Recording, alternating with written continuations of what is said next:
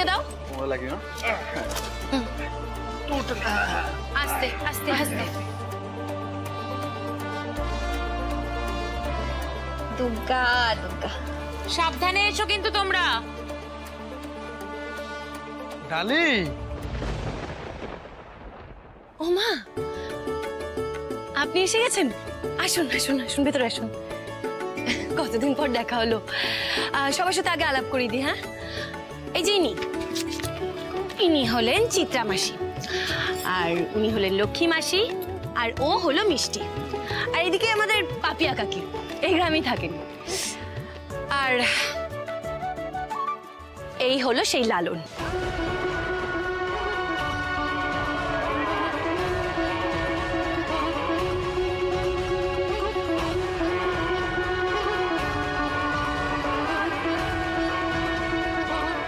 অবিকল সেই এক চেহারা।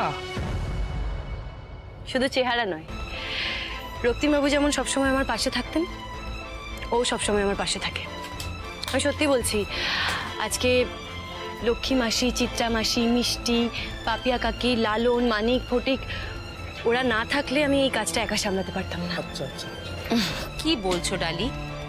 তুমি আমাদের ভালো করে শিখিয়ে পড়িয়ে দিয়েছিলে বলে তো একজোট হয়ে সময় মতো কাজটাকে শেষ করতে পেরেছি।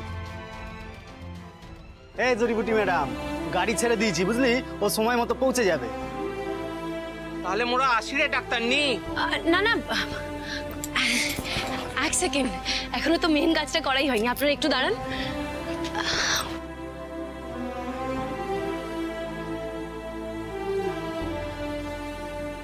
এই তো,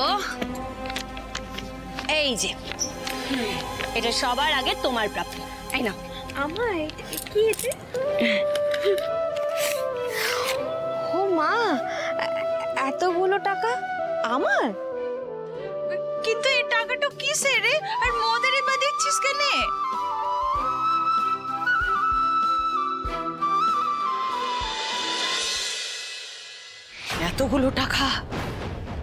এতগুলো টাকা ডালি পেয়ে গেলে তো খেলা শেষ হয়ে যাবে।